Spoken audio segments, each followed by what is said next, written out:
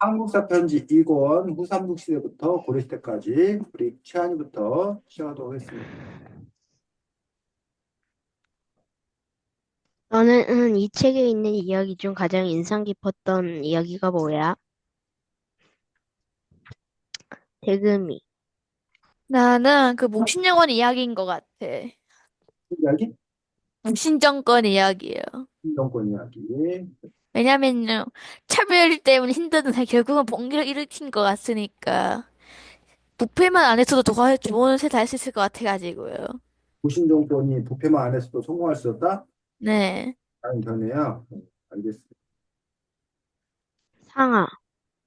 나는 이 책에 나오는 것 중에 김윤우가 몽골 침략에 맞서서 노비 문서를 태우고 노비들을 이끌고 전투에서 이긴 장면이야. 왜냐하면 김윤우도 그때 벼슬을 받았던 때고, 그러니까 사실 자기도 노비가 있었을 텐데, 자기가 옛날에 낮은 그러니까 스님이었던 것과 기억하고 약간 노비들을 해방시켜 줌으로써 더 열심히 싸우고 전쟁이 끝나면 노비들은 해방된다라는 희망을 갖게 했기 때문이야. 나는 최무선이 화약을 만든 부분에서 화약의 원료로 염초, 유황, 숯을 썼다는 점이 인상 깊었어. 왜냐면은 나는 평소에 그런 화학 쪽에 관심이 많거든. 너는 이 이야기들 중 잘못 알고 있었던 사실이 있어? 대금이. 난 딱 없었던 것 같아. 상아. 나는 옛날에 그, 그 옛날에 스님들이 신분 돈 많이 벌고 그랬던 게 진짜 옛날에 스님이 좀 낮은 그런 건 줄 알았는데 엄청 높은 사람이고 약간 돈 많이 벌고 그런 사람인 게 신기했어. 나는 원래 이 귀주 대첩을 소가죽으로 광물을 막았다가 열어서 이긴 전투라고 생각했는데 이 책을 읽음으로써 그게 사실은 흥화진 전투라는 것을 알게 되었어. 너희가 읽은 부분 중 완벽하게 설명할 수 있는 부분이 있다면 어디이고 없다면 설명하고 싶은 부분이 어디야? 상아. 나는 삼벌초의 항쟁 그쪽 부분이랑 몽골 전투 그쪽 설명해보고 싶어. 대금이. 나는 그 그 수상국 시대 때 이 얘기를 대대로 설명하고 싶어. 나도 왕건이 이 후삼국을 통일한 부분을 제일 잘 설명할 수 있을 것 같아. 왜냐면은 가장 많이 접했던 내용이거든. 끝났어요. 아유, 수고 많았습니다. 최한이가 준비를 잘했네. 자, 그러면 지금 나왔던 얘기들 중심으로 먼저 한번 쭉 이야기하고 그 나서 상하순으로 넘어가도록 하겠습니다. 우리 최한이가 후삼국 시대에서 그 태조 왕건이 고려를 창건한 그 이야기가 가장 이제 자신 있게 얘기해 줬다 보니까 우리 최한이의 특강을 한번 청해 들어보도록 하겠습니다. 아, 잠깐만요. 아,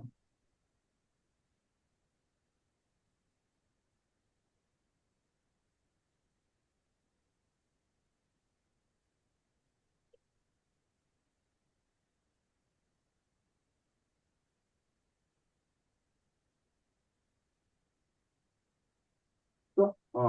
최한이가 이해하고 있는 대로 한번 최한이가 이해하고 있는 대로 고 태조 왕건의 고려 창조 후삼국 시대 뭐 이런 부분들 한번 설명을 한번 해봐.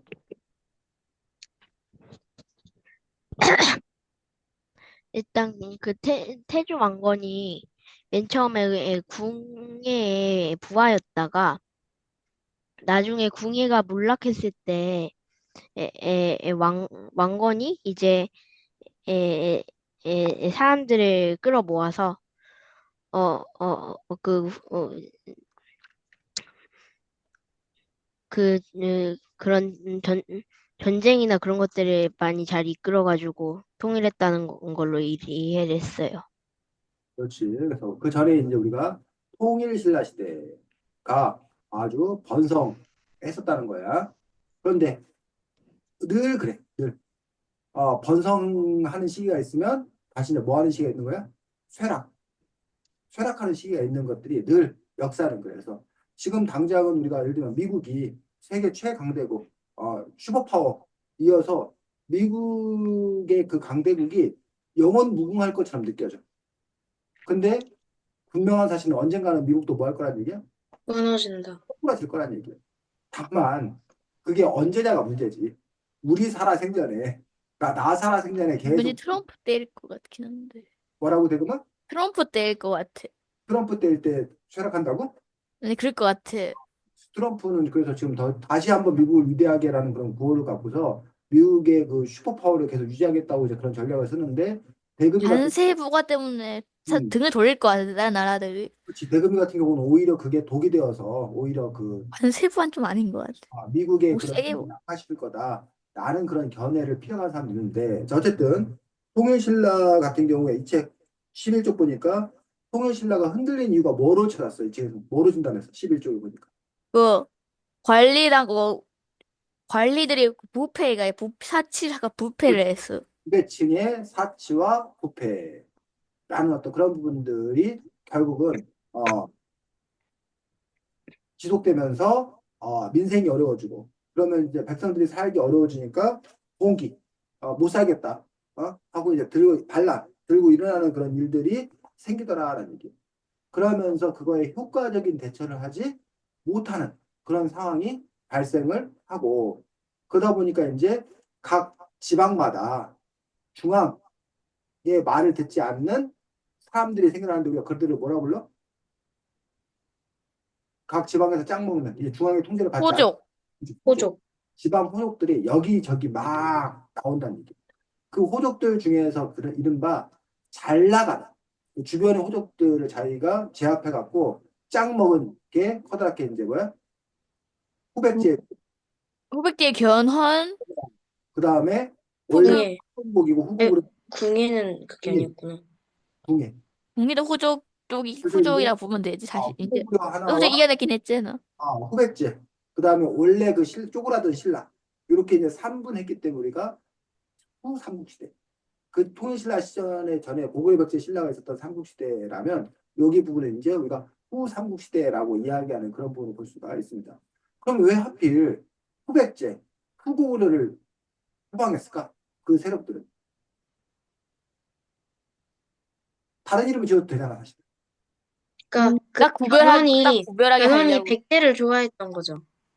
대금이 어, 이제 정책의 원인이 정치적인 게 있었을 것 같아요. 어떤 어떤 형식인 약간, 음, 교도 같은 경우랑 궁리 같은 경우에도 일단 잘 왕이 되려면 지지를 받아야 하거든요. 그걸 음, 이끌어내려고 그런 걸 한 것 같아요.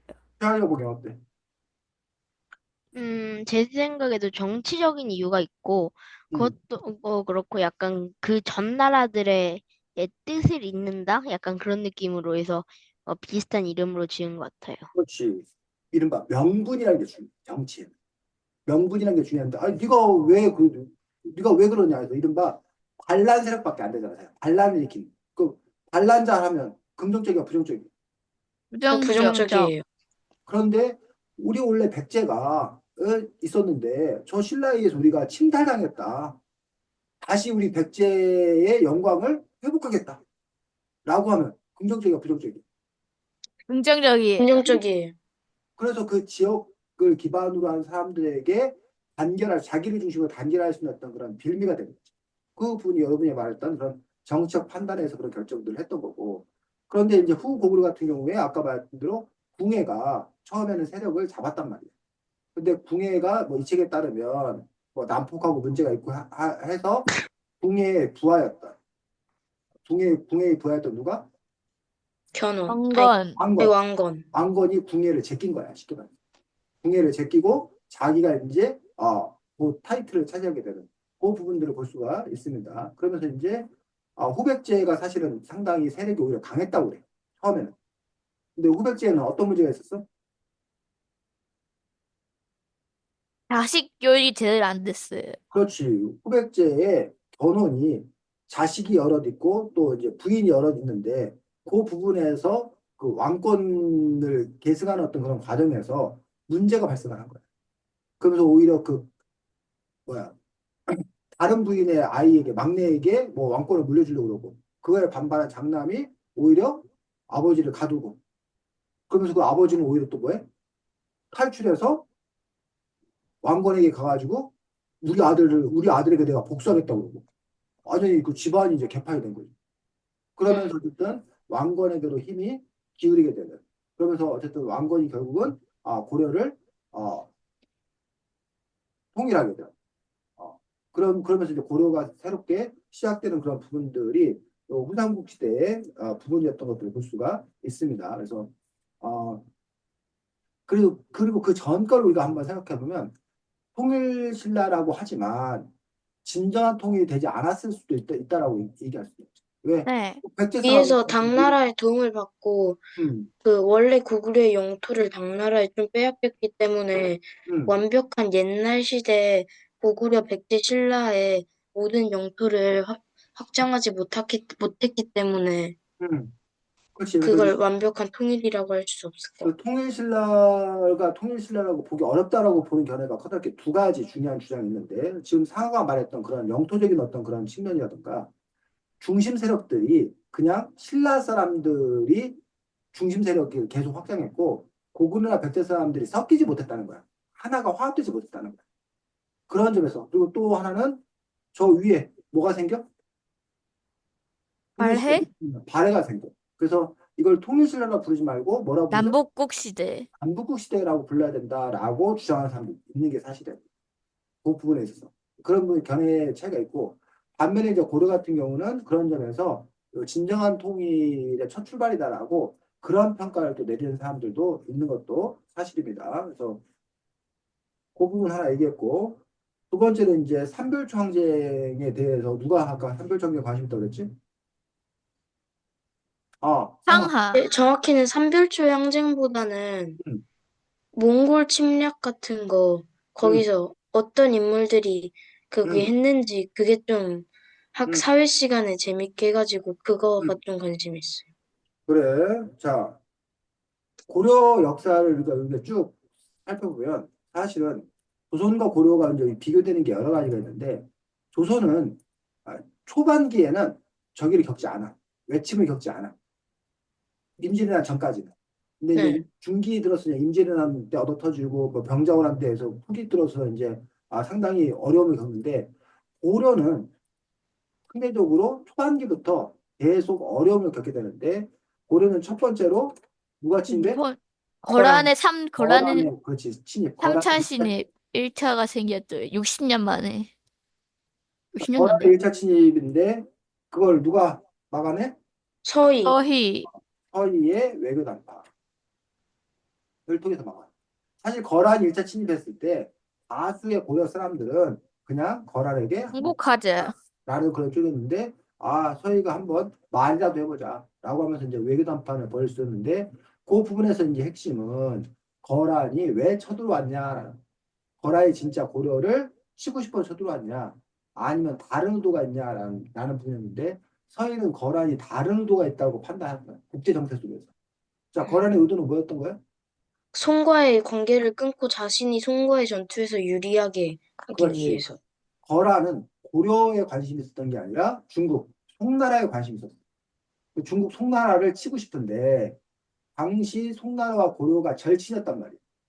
근데 거란이 고려를 치러 간 사이에 아니 거란이 송나라를 치러 간 사이에 고려가 빈집털이 거란으로 쳐들어오면 거란 입장에서는 상당히 당황스럽다는 얘기. 그래서 자기가 송나라를 치러 가기 전에 고려를 묶어두어야 된다는 자기 편으로 잡아둬야 된다는 그러한 전략적인 고려가 있었다라고 판단한 거예요. 그래서 서인은 아 거란의 요구를 내가 뭐 하겠다?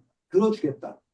라고 하면서 이른바 몇 가지 조건을 내서 강동 육주를 달라고 하는 어떤 그런 요구 조건을 내세운다던가 아니면 여진족 때문에 우리가 거란과 잘 교류할 수 없으니 여진족을 너희들이 좀 뭐해라? 제어를 좀 해줘라. 그러면 우리가 거란 너희들을 잘 따르겠다. 라는 식으로 이제 외교적 딜을 하는 거예요. 거란 입장에서는 아까 말했듯이 그들의 가장 커다란 목적은 고려와 싸우는 게 목적이 아니라 고려를 묶어두는 게 목적이기 때문에 그래 강동주 땅 줄게. 그 대신 앞으로 우리 말 잘 들어라. 우리 편이 되어줘라. 라는 그런 딜을 했다는. 그래서 그런 점에서 이제 여러분 이걸 통해서 배워야 될 것들, 역사를 통해서 배워야 될 것들은 두 가지. 하나는 이런 일들이 그 당시에만 있었다? 아니면 지금도 있다? 기억이 쉽지 않을까요? 지금도 있는 거야. 아까 대금이가 관심 줬던 트럼프가 요즘에 관세 갖고 막 한단 말이야. 그럼 트럼프가 정말 관세 얘기를 정말 그게 가장 큰 목적인 건가? 아니면 다른 미국의 또 다른 의도, 또 다른 요구, 바람이 있는 건가? 그거를 정확하게 파악하는 능력이 필요하다. 국가적으로. 근데 이건 국가적으로는 그럼 외교관도 이거 잘하면 되잖아. 그럼 상하나 최한이나 대금에게는 그게 뭔 상관이냐? 상하, 최한이 대금도 마찬가지다. 친구들 사이에서나 부모와의 관계들 속에서나 사람의 말이 지금 하고 있는 말 그대로를 요구하는 경우도 있지만 사실은 그 사람이 말은 그렇게 하지만 그 사람이 원하는 건 뭐 할 수 있다는 거야? 다른 것일 수도 있다는 거야. 그런 점에서 그 사람이 진짜 원하는 게 뭔지 그 사람과 타협할 수 있는 지점이 뭐가 있는지 이런 점들을 잘 파악하는 힘 그런 능력, 그런 외교 능력, 그런 인간관계 능력 이런 능력들이 여러분들에게 필요한 그런 부분이다라는 얘기. 어쨌든 그런 식으로 해서 거란의 일차 침입이 무마가 돼. 하지만 이 약속을 안 지킨 게 누구야? 거란. 고려. 아, 고려. 고란이 약속을 안 지킨 게 아니야. 고려가 약속을 안 지킨 거야. 고려가 무슨 약속을 안 지킨 거야? 그 다시송이랑 사신을 국교를 보내서 맺었어요. 교류하겠다는. 근데 고려는 왜 그럼 안 지킨 거야? 다시 거란이 그거 강동 유기를 우리 갖고 싶어하는 소리 듣고 자, 고려는 애당초 거란하고 놀 생각이 있었어, 없었어? 없었어요. 없었어요. 고려는 중국 송나라는 멋져. 어? 그래서 섬길만 해. 형님으로 모실만 해.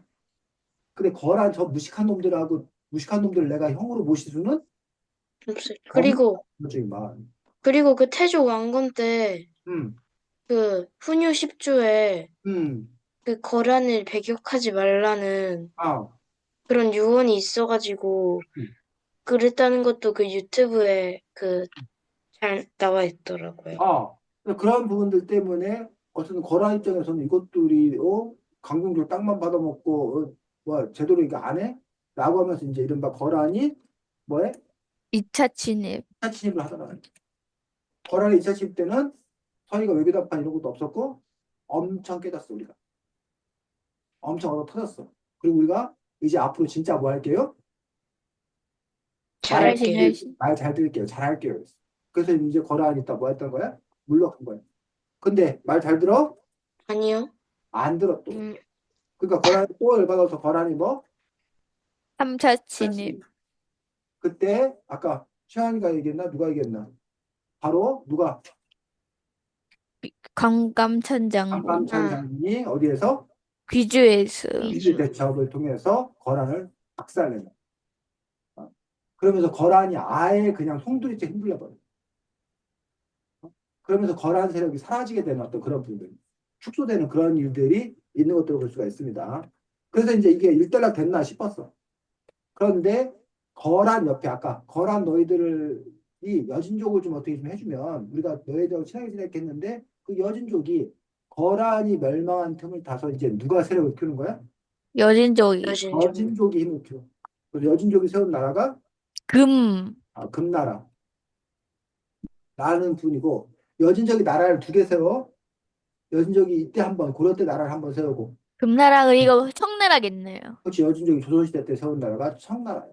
그때는 이제 중국 전체를 지배하게 되는 그런 부분들을 볼 수가 있는 거예요. 근데 요거를 제압한 건 누구? 여진족이 금나라 요 부분들을 제압한 건 누구야?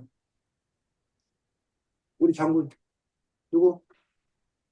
윤관. 관인간이 뭘 세워서 동북 구성. 동북 구성을 구축한단 말이야. 동북 쪽에 성을 쌓고 거기 오히려 우리가 영토를 확장을 지음으로써 여진족을 경계하는 그런 부분을 볼 수가 있다는 거야. 그런데 나중에는 이 동북구성에서 철수하게 돼. 아니, 왜 땅을 기껏 차지해놓고서 철수해?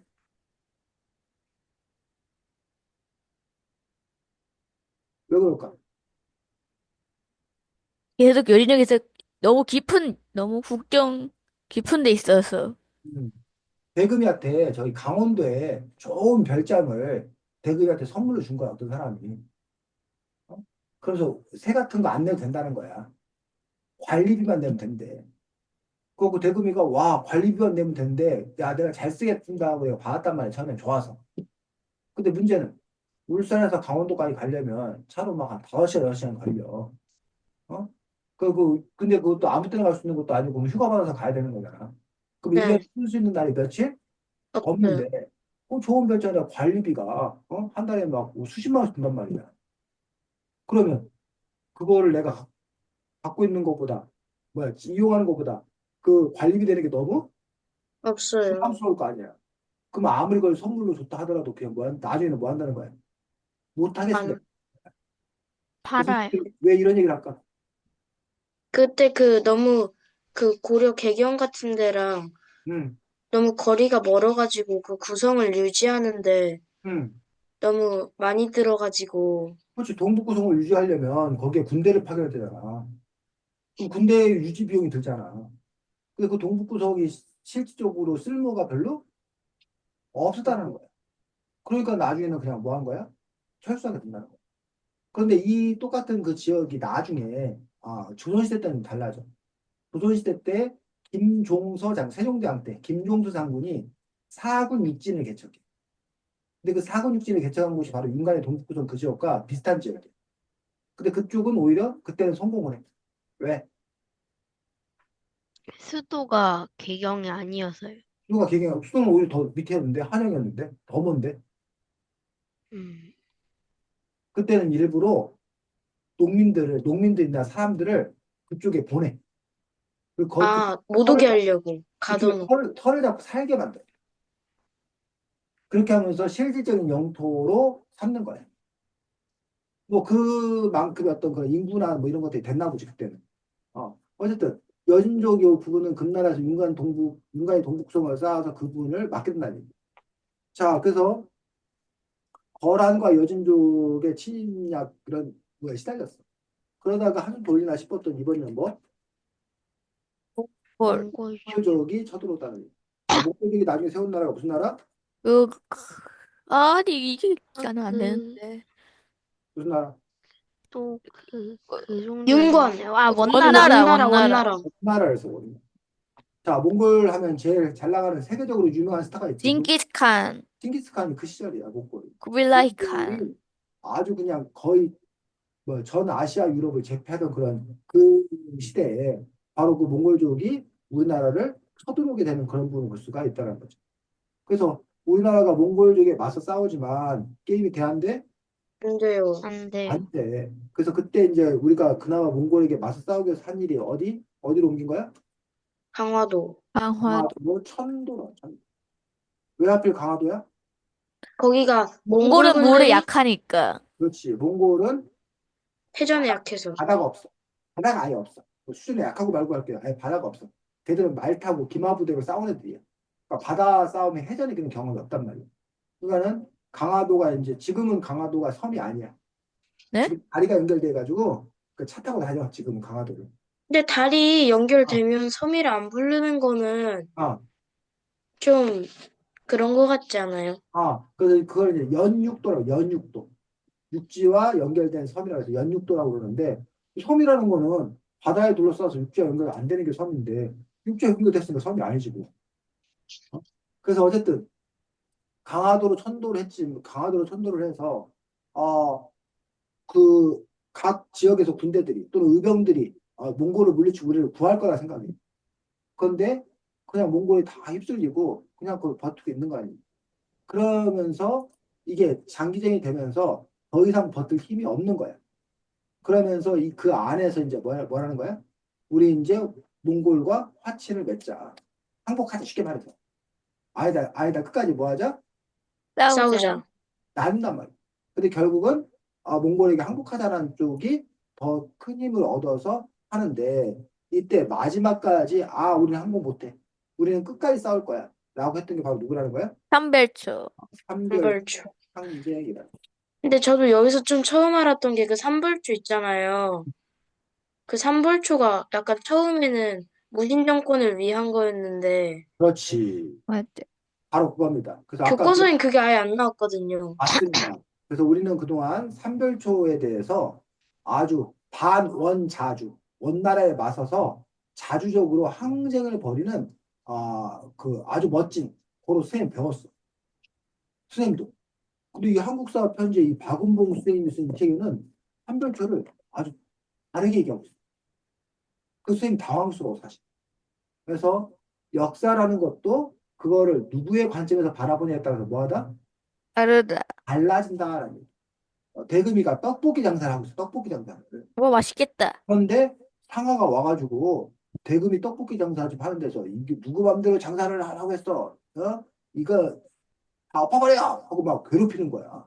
근데 그때 치안이 와갖고 넌 뭐냐? 네가 뭔데 이렇게 괴롭혀? 야, 안 까자! 그래 상하가 뭐 너 뭔데 하고 그랬더니 치안이가 내 주먹 맛 좀 볼래 하고 딱 때려갖고 상하 떼다 하고 도망을 갔단 말이야. 근데 주위에 있는 사람들이 막 치안이에서 박수하고 와 정의의 사도다 짱이다 막 그랬단 말이야. 그랬더니 그런데 대금이는 하나도 안 고마워하는 거야. 그 사람들이 아니 사장님 저 최하님이 당신을 구해줬는데 왜 하나도 안 고마우세요?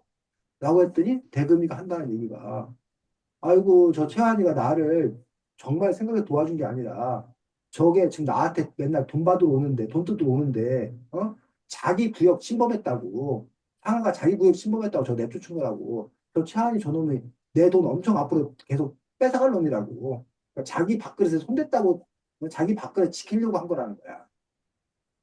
그 점에서 보면 최하니가 악당을 물리친 사람인지 아니면 자기 밥그릇을 뭐한 사람인지 채우는 지킨 사람인지. 사람인지 평가가 뭐 한다는 거야.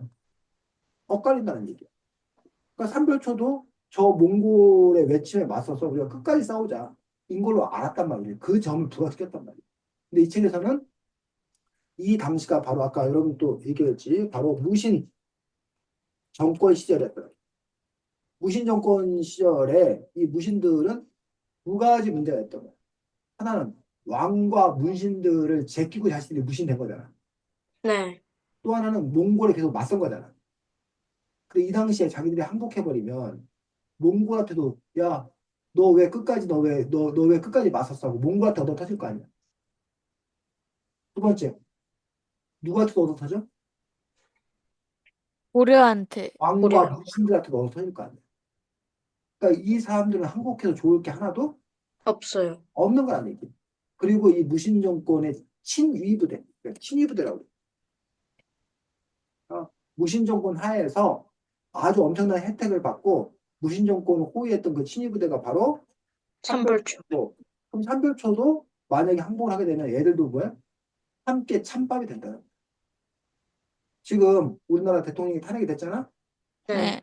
그럼 그 대통령 경호원들 중에서도 그 대통령을 감싼 경호원들 있지? 대통령 네. 찾는 그런 국회의원들 이런 사람들 있지? 네. 그 대통령 파면되면 어떻게 될까? 그 사람들이. 자기들. 완전 이제 대통령 선거한다고. 그 사람들은 앞으로 계속 법의 심판도 받고 아주 찬밥시대 될 거 아니야. 그럼 그 사람들은 앞으로 선택지가 뭐밖에 없어? 이거 판결 잘못됐다. 우리는 다시 그 대통령을 다시 회복할 거다. 이렇게 싸우는 게 그 사람들 입장에서 어떻게 보면 최선이라는 거야. 근데 어, 저가 생각하기에 어, 그런 사람들도 있을 것 같긴 한데 어, 있겠지만 어, 지금 요즘 뉴스 보면 음, 완전 막 악덕질 하다가 탄핵되자마자 대통령 선거해야 되니까 태세 다 바꿔가지고 음. 그런 거 하는 사람들 그런 것도 있잖아요. 그렇지. 그 안에서 그 개개인들의 선택이 이제 뭐 하는 거야? 달라지는 것들을 막 볼 수 있는 거지. 어떤 선택을 하는지라는 부분들이. 자, 어쨌든, 그런 식으로 역사라는 것들이 아까도 얘기했지만, 그 당시의 고민이 그 당시의 고민에서 끝나지 않고, 오늘날도 그 고민은 겉의 모습은 달라지지만, 본질적으로는 같은 고민을 하는 어떤 그런 모습을 보인다는 거예요. 그래서 이 책의 저자는 이 삼별초가 어차피 항복하면, 몽골한테도 얻어터지고, 왕과 문신한테도 얻어터지고, 다 그러니 엎어지고. 차라리, 그러니 차라리 그렇게 얻어터지느니, 끝까지 우리는 뭐 하자? 싸우자. 절, 그게 그 사람들의 최선의 선택이었다. 이 사람들이 무슨 국가와 민족을 위한 대단한 마음이 있어서가 아니다. 라고 이 저자는 뭐 하는 거고? 주장하는 거고. 아니다. 그런 상황에서라도 어쨌든 그럼 뭐안 싸우는 게 낫냐. 그런 점에서 우리가 한번 또 판단해 봐야 돼. 그러면 대금이한테 야 그럼 최한이가 상아가 너 괴롭히는데 최한이가 그럼 안 도와줬으면 좋겠냐? 라고 묻는다면 과연 대금이는 뭐라고 대답할 거냐? 최한이가 자기를 지켜주지 않기를 바라는 거였지. 그거에 대해서 자기가 대답을 해야지 사실.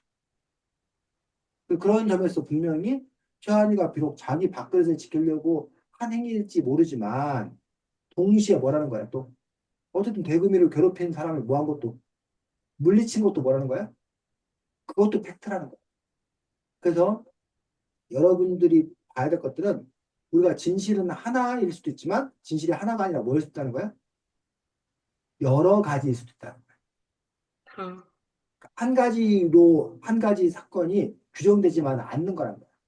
복합적인 그런 감정들, 복합적인 진실들의 총합일 수도 있다라는 뭐 그런 생각들도 여러분들이 가질 수 있지 않나 싶습니다. 그래서 그 삼별초 항쟁에 대해서 이 책의 어떤 저자는 상당히 이색적인 그런 시각을 갖고 있습니다. 대부분의 책은 삼별초 항쟁에 대해서 이런 그 자기들의 무신 정권을 유지하기 위한 그런 발로라는 그런 얘기는 다른 책에는 거의 안 나와.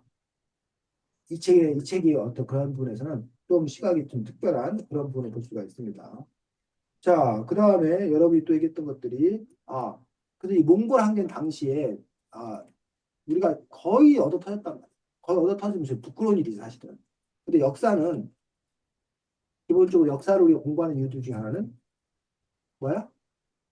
그걸 사랑. 다시 반복되지 않게 자랑이고 하려고.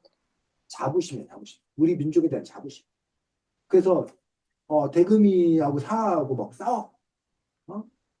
대금이가 막 엄청 얻어터졌어. 막 코피 터지고, 막 입술 나가고, 막 이 나가고, 막 팔 부러지고 엄청 터졌어. 그래갖고 사람들이 으이그 그러는데 대금이가 하는 말. 그래도 내가 상아 엉덩이 한 대는 찼어. 그게 대금이가 뭐라는 거야? 자부심인 거 자부심. 그래도 내가 저 자식 엉덩이 한 대는 찼어. 그러니까 북한이랑 우리나라랑 싸웠는데 응, 처음에 우리나라가 지고 있다가 응, 했는데 응. 그래도 완전 지지는 않았다.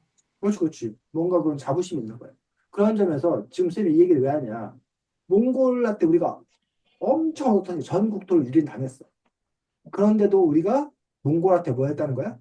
우리도 몽골 한 대 때렸어. 라는 그런 전투가 몇 가지 있다는 거야. 그 중에 바로 그 인물이 누구? 서인성 인성, 전투. 어? 서인성 서인성, 전투. 차인선 전투 그렇지. 차인선 전투이고 그 당시 그 인물이 누구냐고. 쌀있다. 인물. 그 요, 차인선 전투나 이런 거에 승리를 이끈 인물이 누구냐고. 김윤우, 김윤우예요. 김윤이. 자, 그러면서 이제 우리가 나 한 대 때렸어. 쉽게 말하면. 뭔가 더 얻어터지지만 않았어. 라는 부분들 때문에 이 김윤우의 이런 부분이 중요한 그런 부분이에요. 그런데 거기에서 이제 이른바 노비 문서를 뭐 한 거? 불태운 거 주목을 했어. 아까 이거 누가 주목했어, 이거? 이 얘기가 그한 사람 누구야? 그, 노비문서 불태운 얘기 아까 누가 너네들이 했잖아. 그, 상아. 이 부분. 그 얘기 한번 해. 왜 이 부분을 주목했는지. 저요? 음, 그 노비 문서에 주목한 이유는 음. 그 노비 문서를 불태웠다는 거지 노비들을 해방시켜 준과 동시에 노비들의 사기를 그렇지. 올리려는 그런 거잖아요. 왜 그렇게 했냐니. 그러니까 그 당시에 오히려 지배계층들은 나라를 엉망진창으로 만들어놓고 도망치기 바쁘랬었는데 결국은 이런 몽골족 외적과 맞서 싸운 건 누구였다는 거야? 노비들. 농민들, 노비들 이런 가난한 이런 사람들이다. 그럼 그들이 싸운 이유가 과연 당연히 애국심 때문에 싸웠겠지. 근데 애국심만 갖고 싸울 수는 없다는 거야. 그들이 또한 바랐던 건 뭐였다는 거야? 보상. 보상을 받았다는 거야. 그 보상이 가장 큰 게 뭐였다는 거야? 네, 그, 신분의 양인이 노비 되는 해방. 것. 신분의 방이 되는 거다. 그런 점에서 김윤우가 그런 거를 잘 안 거죠. 어떻게. 또 김윤우 생각에 당연히 이렇게 애써 싸웠으면 그들에게 당연히 뭐 해줘야 돼? 대가를 주는 게 맞다는 거예요. 근데 결과적으로 과연 그렇게 되었냐라는 거예요. 그래서 늘 역사를 보면 임진왜란 때도 보면은 농민들의 이런 의병들 이런 사람들이 많이 싸워서 애정을 물리쳤단 말이에요. 근데 과연 그 공은 누가 차지했냐라는 거예요. 그리고 지금도 마찬가지예요. 지금 이제 대통령을 탄핵시켰어. 대통령을 탄핵시키기 위해서 사실 노력한 사람들이 많아. 정치인들만 갖고 노력한 게 아니잖아. 네, 일반 시민들도 가서 막 노력하고, 뭐 노동자들과 노력하고, 농민도 노력하고, 시민한테 노력하고 막 했잖아. 그러면 이제 다 파면을 했어. 그러면 이 다음에 올 세상은 이런 세상이 돼야 된다라고 그 노력했던 그런 사람들이 자기의 바람을 담을 거란 말이야. 즉 쉽게 말하면 대금이하고 최한이하고 상하가 밥상을 열심히 차렸어. 밥상 차리는데 막 도왔어. 그 밥상이 다 차려졌어. 그럼 대금이 최한이 상하는 뭘 하고 싶을까? 먹고 싶어. 칭찬. 그래서 밥상이 차렸으면 자기도 한 자리에 차려서 밥을 먹고 싶잖아. 네, 그래야 맞잖아. 네. 그런데 과연 그게 제대로 될 건지. 상하 최한이 대금이 열심히 밥상을 차렸는데 나중에 상하가 수고했어. 잘 먹을게. 상하 혼자 먹는다고 생각해. 그럼 최한이하고 대금이가 어떻게? 기분 나빠요. 그런 점에서 지금 현재 우리가 풀어야 될 어떤 그런 숙제들 중에 하나가 어쨌든 파면을 할 때까지는 다 힘을 합했단 말이에요. 근데 그 결과 값을 과연 누가 얼마큼 가져가야 될 건가에 대해서는 지금 이제 서로 이제 다툼이 이제 앞으로 생기겠지. 논의가 생기겠지. 그런 부분들. 그래서 김윤우가 노무현을 불태운 그들의 실질적인 보상을 주고 했던 어떤 그런 이유들. 그들에게 이런 비전을 줬던 것들. 새로운 세상에 대한 비전을 줬던 것들. 그렇기 때문에 그들이 싸울 수 있었고. 근데 그러한 약속이 과연 제대로 잘 지켜졌는지 아니면 그것은 그냥 그때 약속뿐이었는지 이런 부분도 여러분들 함께 볼 필요는 있다라고 생각합니다. 자, 그 다음에 여러분들이 어, 무신정권 얘기를 먼저 하도록 하겠습니다. 자, 무신정권 얘기를 하기 전에 그러면 아까 이 지방 호족들이 있다고 그랬어요. 태조 왕건이 고려를 건국했지만 태조 왕건 혼자 힘으로 건국한 게 아니라는 거예요. 아니, 누구의 도움을 받은 거야? 지방 호족의 도움을 받은 거야. 나중에 대금이가 정교장 선거나가 정교장이 됐어. 그 대금이 혼자서 정교장이 되는 게 아니라 많은 친구들이 선거운동을 같이 했단 말이야. 그럼 그 친구들이 뭐라고 해 대금이한테? 너 내 덕분에 정교장 된 줄 알아. 너 앞으로 나한테 뭐해? 잘해 그런다. 이제 앞으로 6월 3일 날이니까 대통령 선거 하는데 마찬가지야. 대통령 후보 혼자서 뛴다고 대통령이 되는 게 아니야. 주변에 많은 사람들이 그 대통령을 만들기 위해서 막 도와. 그런데 나중에는 뭐라 한다고? 내가 도왔으니 나에게 자리를 내놔라. 내가 은혜를 베풀어라. 어떻게 갚아라. 그렇지 청구서를 내민단 말이야. 여기도 마찬가지로 지방 호족들이 청구서를 내밀었어. 그래서 태조 왕건은 자기가 왕이지만 자기 마음대로 할 수 있는 게 아니야. 지방 호족들을 모아서 같이 가야 돼. 자, 근데 태조 왕건의 아들, 나중에 이제 자식 중에 누가 있는 거야? 광종 알아, 광종? 네, 네, 자, 노비 어, 안거법. 노비연금 방종. 광종은 왜 왕이 됐을까? 그 고려를 세우는데 업이 됐다는 걸로. 광종이 왕이 된 건 지방 호족들의 도움을 받아서 왕이 됐을까? 아니요? 광종이 왕이 된 이유는 딱 하나야.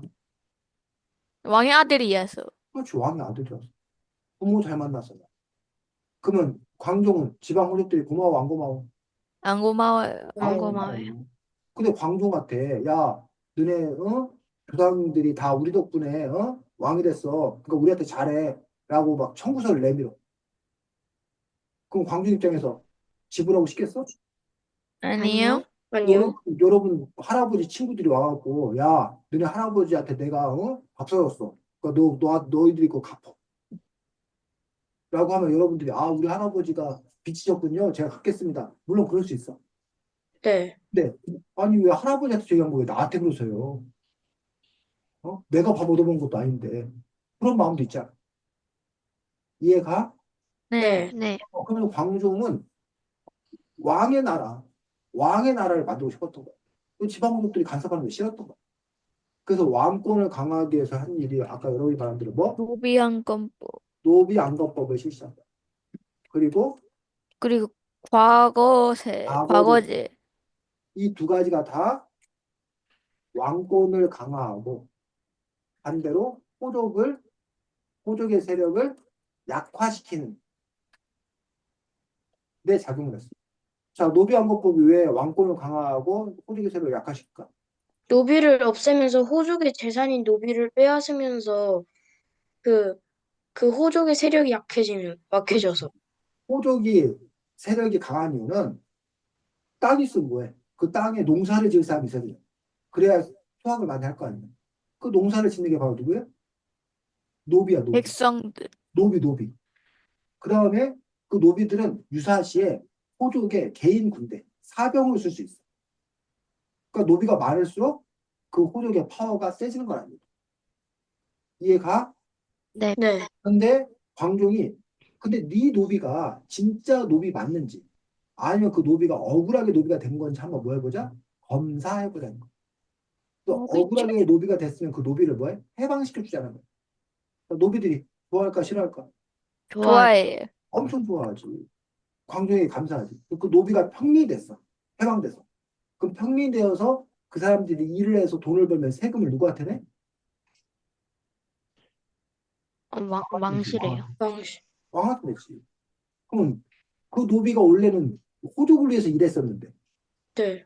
호족을 위해서 일하지 않고 떨어져 나와서 왕에게 세금 내고 그 노비가 평민되면 군대 간단 말이야. 네. 그 군대는 누굴 위한 군대야? 왕. 왕을 왕. 위한 군대야. 그래서 왕권이 강화되고 호족세력이 약화되는 거야. 이해가? 네. 네. 자, 과거제. 쌍기라는 당시 중국에 있는 사람이 그 해외 인재를 스카우트해온 거 쉽게 말해서. 그 쌍기라는 사람이 우리나라에서는 과거제도를 실시합니다. 그럼 그전에는 과거제도가 없이 그냥 호족들이 추천해서 추천. 아, 그러면 최한이가 벼슬 하고 싶어. 그럼 네. 잘 보여야 돼? 추천받아야 되니까 누구한테 잘 보여야 돼? 유족한테. 호족한테 잘 보여야 되지. 그 호족이 네. 최한이한테 너 여기 시장해. 라고 됐어. 자, 최한이 누구한테 고마워? 호족한테요. 호족. 호족한테 고맙지. 그 호족의 라인이 될 수밖에 없다는 거야. 근데 뭘 보면 대금이가 과거 시험을 봐가지고 합격을 했어. 자, 대금이 호족한테 고마울까? 아니요? 아니요. 하나도 안 고마워. 자기 실력으로 된 거야. 호족 말 들을 필요가 없다는 거야.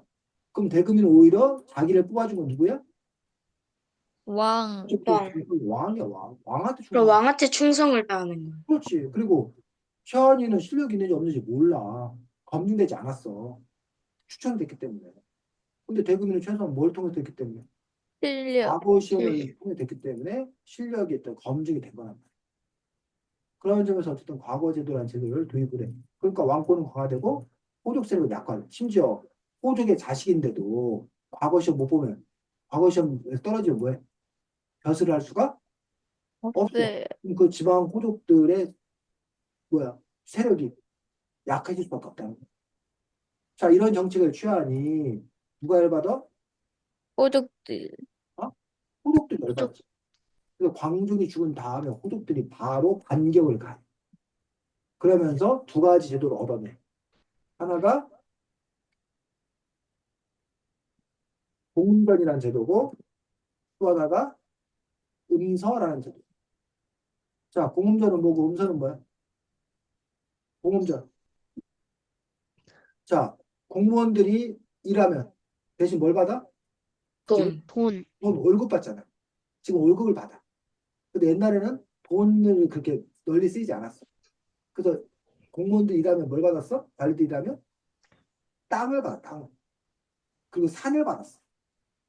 그 땅을 받으면 그 땅을 이제 노비나 이런 사람들한테 경작하게 해가지고 거기서 얻은 쌀 갖고 먹고 살았다는 거야. 그 산을 받은 이유는 땔감. 그 산에 있는 나무 배다가 땔감 쓰다. 그런 걸 물려받은 거야. 근데 그거를 언제까지 이제 물려받냐면 그걸 자기가 계속 갖고 있을 수는 없다는 얘기야. 네, 죽으면 이제 다시 뭐 국가에. 반납하고 그래야 되잖아. 그런데 바로 이 공음전은 이 호족들에게, 공신들에게는 이 한 번 받은 땅을 자손들한테 뭐 할 수 있는 거야? 물려줄 수 있도록 한 거야. 그러면 자손들에게 상속할 수 있으면 그 자손들은 부모 잘 만나면 계속 뭐라는 거야? 그 안정적인 경제력을 확보하는 거지. 이해가? 네. 네, 다른 관리들은 자기 때만 저기 하고 자식들한테 못 물려주는데 공음전은 물려줄 수 있는 그런 제도. 자, 음선은 그냥 부모가 면 그 자식들은 과거 안 보고도 벼슬자리 얻을 수 있는 거야. 그러면 그 근데 집안, 그런 게 조금 약간 응, 평등하지 않아요? 그렇지.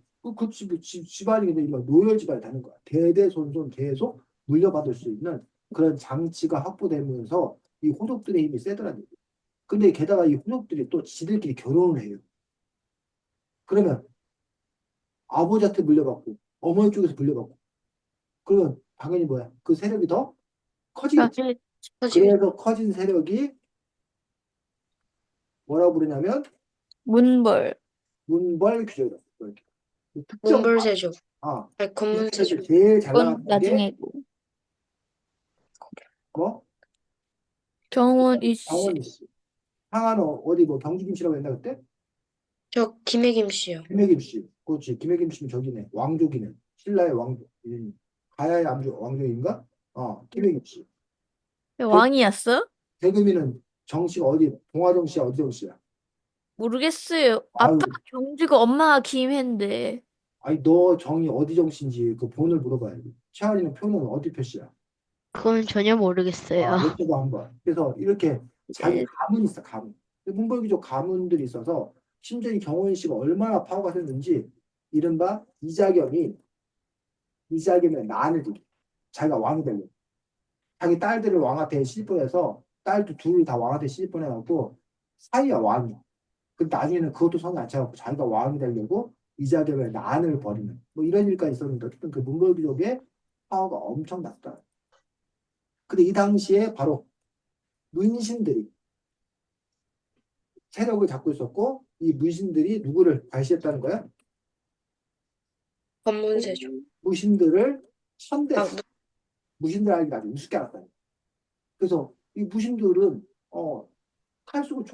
칼 쓰고 활 쓰고 하는 그런 무신들인데 저 무신들한테 과시를 당하니까 이 무신들이 열받아갖고 뭐 한 거야?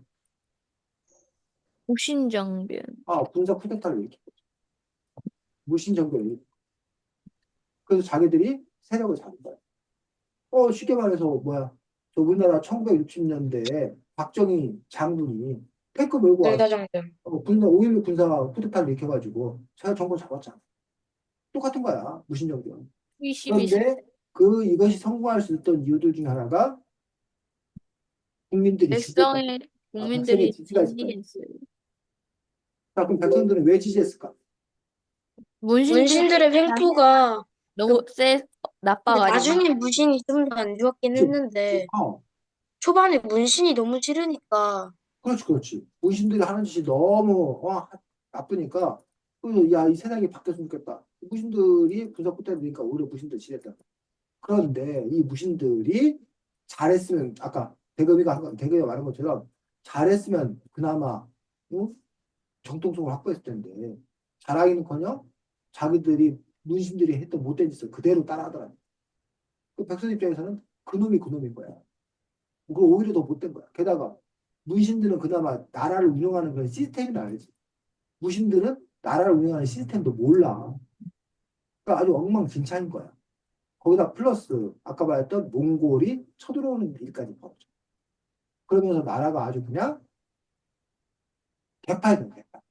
그래서 백성들이 너무나 어려움에 빠졌던 어떤 그런 시기가 바로 이 무신정변의 시기였다라고 얘기하고 있습니다. 자, 그 다음에 여러분이 또 아까 얘기했던 것들이 스님에게 스님. 자, 우리나라는 통일신라, 앤 고려시대의 공통점이 우리나라는 불교 국가였어. 불교를 숭상하는 불교 국가였어. 아까 누가 이제 태교왕건의 홍요식도 얘기했는데 거기에도 보면 스님들한테 절 지고 잘하라는 게 나오는 고려 불교국가였어. 자, 그런데 왜 여러분들은 불교에 대해서 뭐 가난하고 이렇게 생각하느냐? 조선시대에 들어서 분위기가 확 바뀌어. 뭘로? 유교. 숭유억불 정치.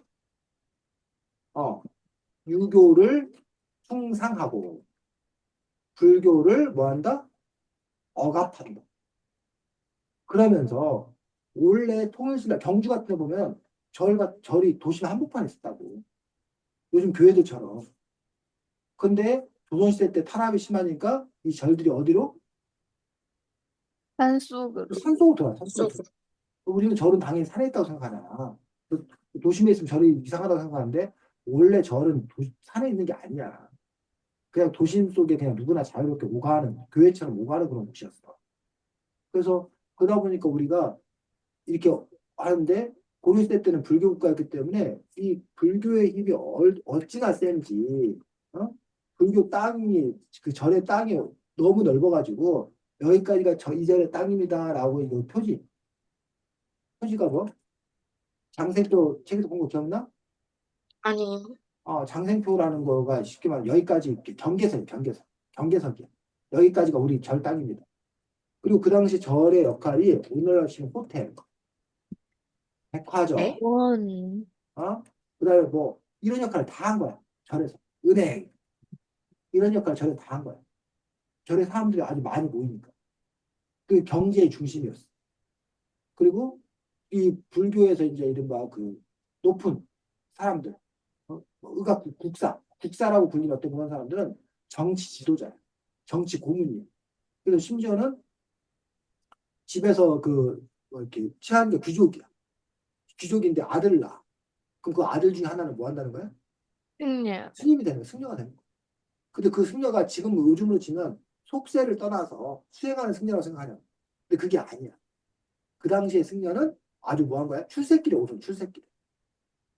그래서 지금 우리가 생각하는 불교하고 고려시대 때 생각하는 불교는 전혀 뭐하다? 다르다. 다르다. 불교국가였다. 라는 점들을 알 수 있고, 그 다음에 끝으로 여러분이 얘기했던 게, 고려 말에, 우리 또 이제 유명한 인물이 바로 최무선이라는 인물. 최무선이 중요한 인물은, 최무선이 화약 발명한 거 아니야. 화포. 화포는 그치 만들었지. 근데 최무선은 중국의 화약 기술을 뭐 한 거야? 훔쳐온 거. 뭐 나쁘게 말하면 훔쳐온 거고, 잘 얘기하면 전수 받은 거지. 전수 받아서 화약 제조에 성공을 하고, 그다음에 아까 대표가 말한 대로 각종 화포를 만든 거예요.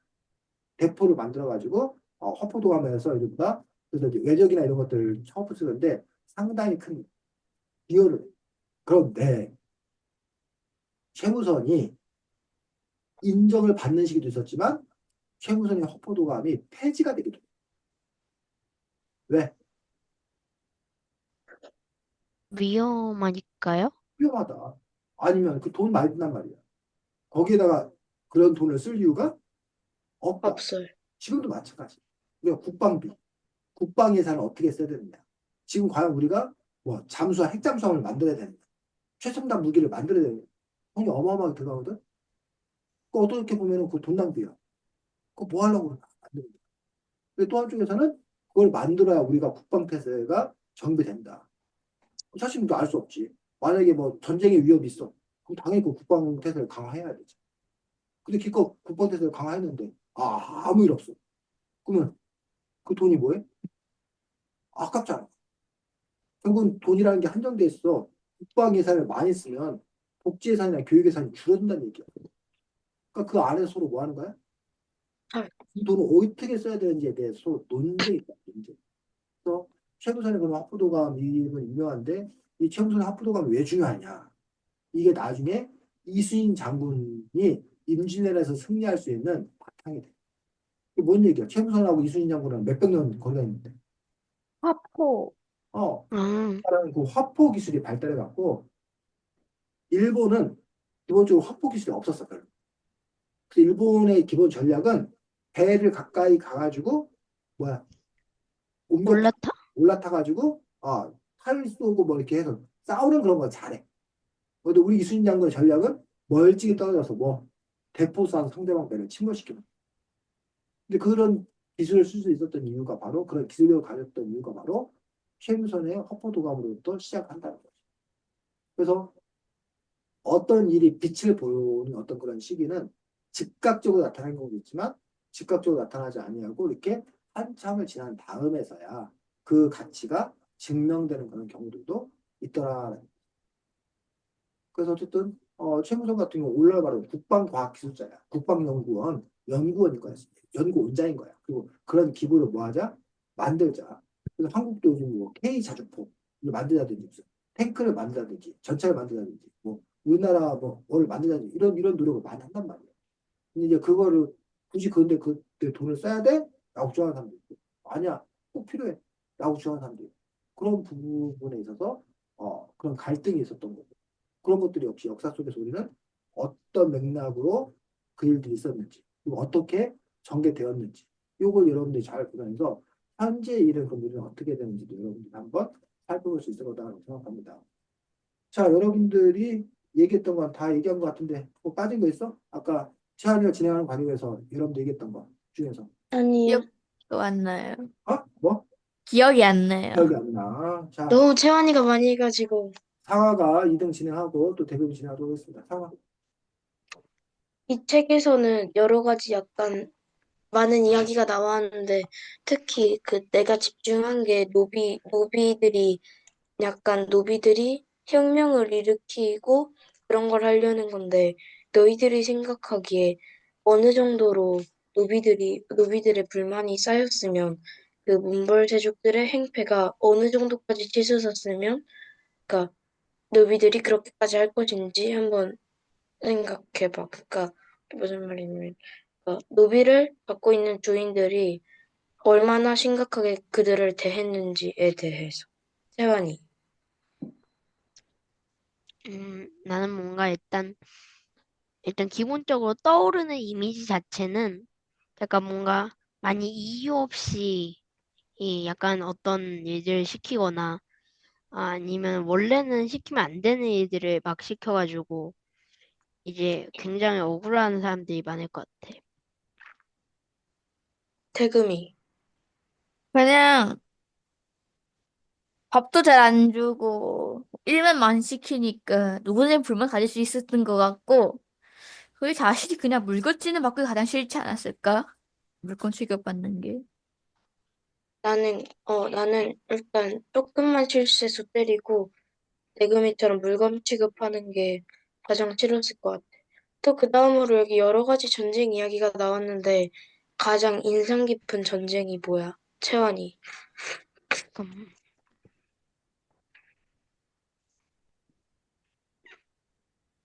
나는 흥화진 전투가 가장 인상 깊었어. 왜냐면은 강감찬 장군이 소가죽을 그런 식으로 댐을 만들 생각을 한 게 재밌었거든. 그다음 대금이. 나는 뭐였더라 그거 고려란 정도가 재밌었던 것 같아. 그 기술 특히 기술에 좋았던 것 같아. 그냥 우리가 이기던 거 자체가 기분이 좋았던 것 같아. 대첩이니까. 나는 그 처인성 전투에서 노비 군사를 불태우는 게 가장 인상 깊었던 것 같아. 끝났어요. 수고했습니다. 그래서 아까 이제 채한이가 아까도 흥화전투 얘기했는데 그게 이제 그 비슷하게 헷갈리는 게 뭐랑 헷갈려?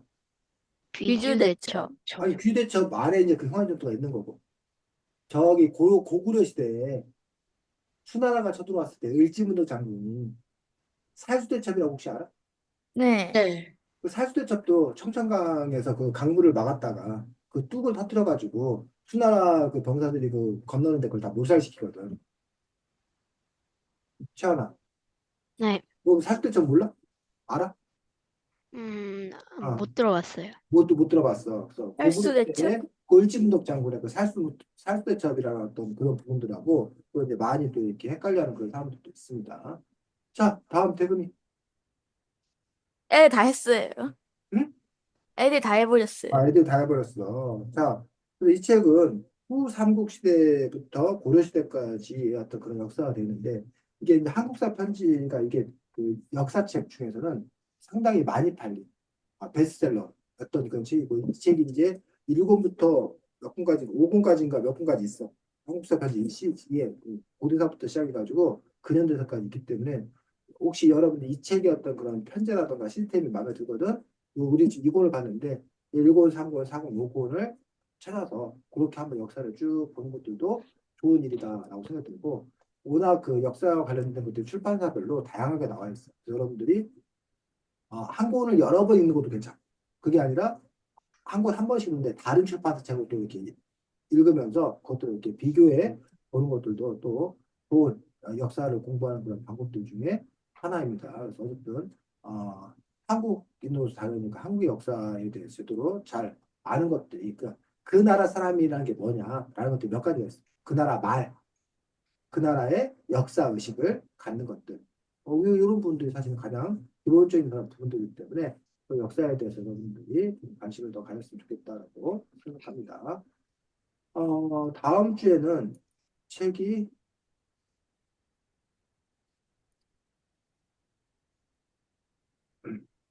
음,